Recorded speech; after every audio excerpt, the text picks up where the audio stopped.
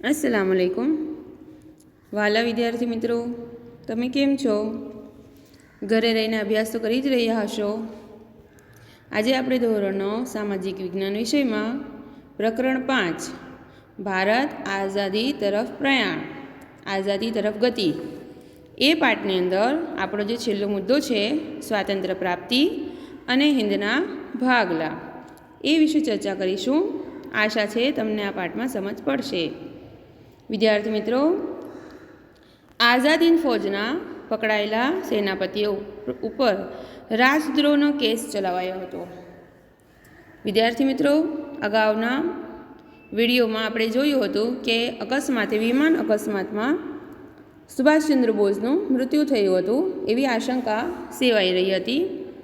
एमना बाद एमना जे साथीओ हता एमना उपर राजद्रोहनो केस चलावायो हतो, कारण के एमणे ब्रिटिश गवर्नमेंट सामे चलो दिल्लीનું आंदोलन कर्युं हतुं, चढ़ाई करी हती।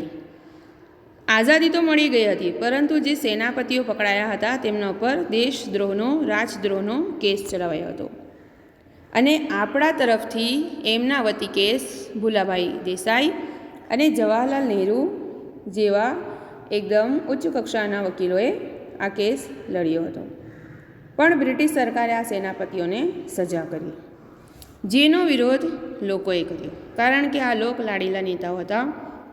एमणे जे कांई कर्युं हतुं ते देश माटे कर्युं हतुं। लोकोना प्रचंड विरोध थता एमने जे सजाओ आपवामां आवी हती ते पाછી खेंचवी पड़ी।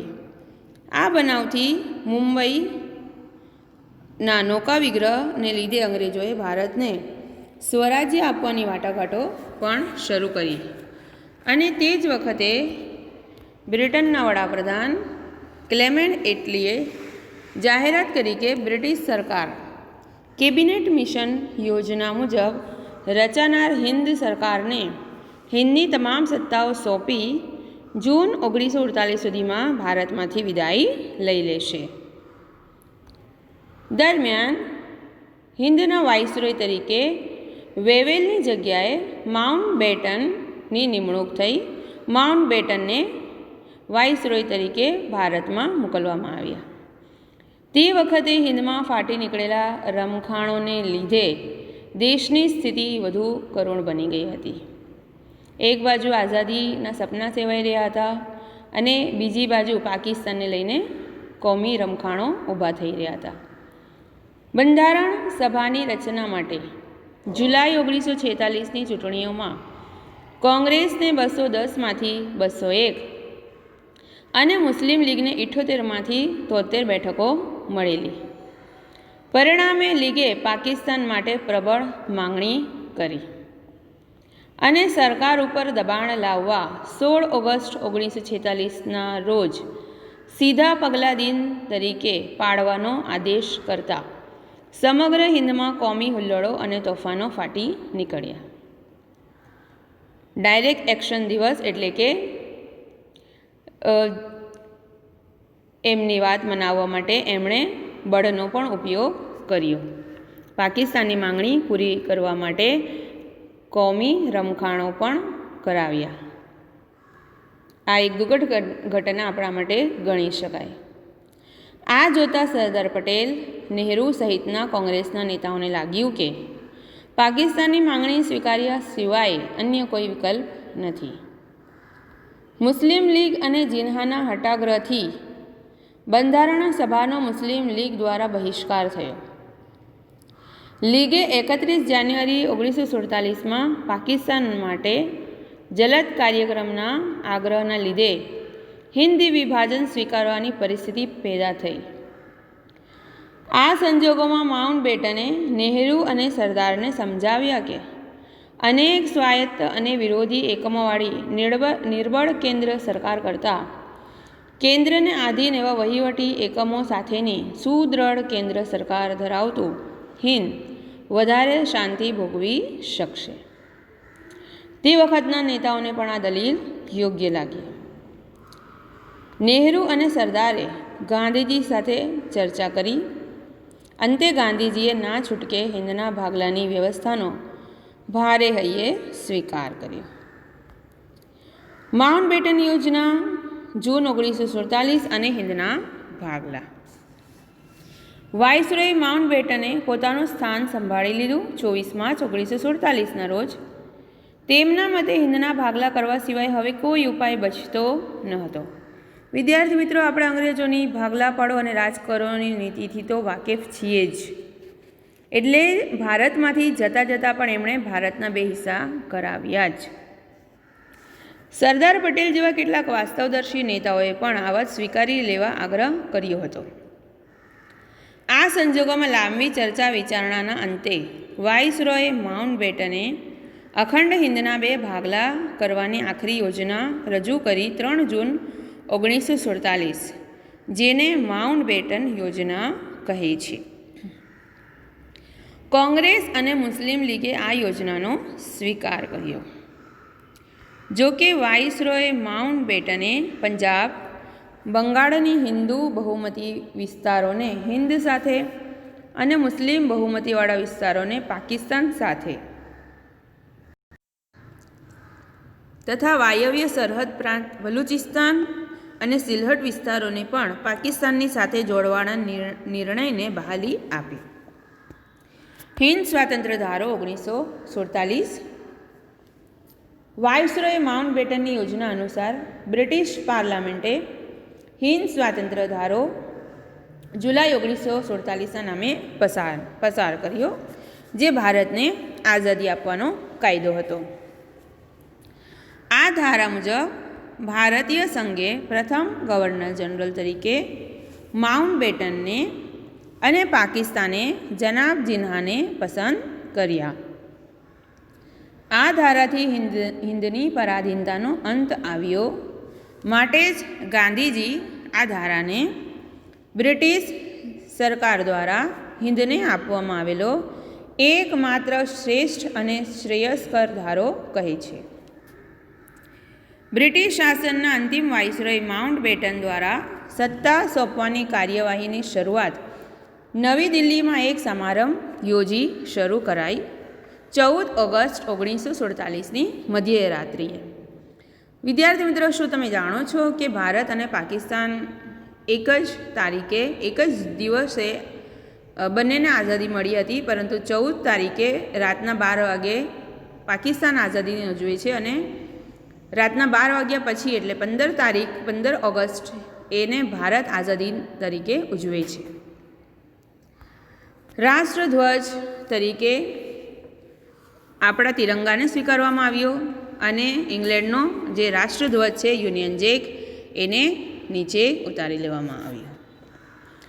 માઉન્ટ બેટને ભારતને સ્વતંત્રતા આપતા દસ્તાવેજો ભારતના પ્રથમ હિન્દી ગવર્નર જનરલ તરીકે નિયુક્ત થયેલા ચક્રવર્તી શ્રી રાજગોપાલાચારીને સોંપ્યા. એ આપણા પ્રથમ હિન્દી ગવર્નર જનરલ બન્યા.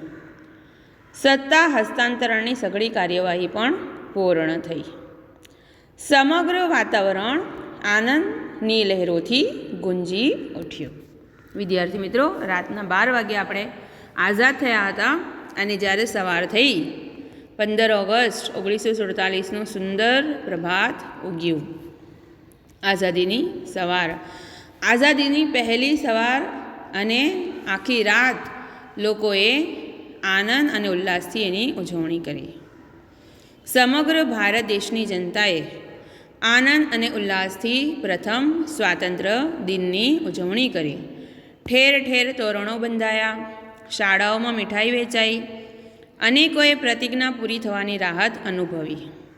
પરંતુ આ બધાની વચ્ચે મહાત્મા ગાંધીજી હિન્દ વિભાજનની વેદનાથી દુઃખી હોય તેઓ ઊંડા શોક અને ચિંતનમાં ડૂબેલા હતા. સ્વતંત્ર બનેલ ભારત અને તેની સમક્ષની તત્કાલીન સમસ્યાઓ. વિદ્યાર્થી મિત્રો, ખુશીની સાથે અહીંયા ગમ પણ આવ્યું હતું. આઝાદીની સાથે કરુણા પણ છુપાયેલી હતી. વિદ્યાર્થી મિત્રો, દેશ આઝાદ થઈ ગયો, પરંતુ સાથે સાથે ભાગલા પણ કરતો ગયો અને આ ભાગલાની ખૂબ મોટી પીડા આપણી સામે આવીને તે વખતે ઊભી રહી ગઈ હતી.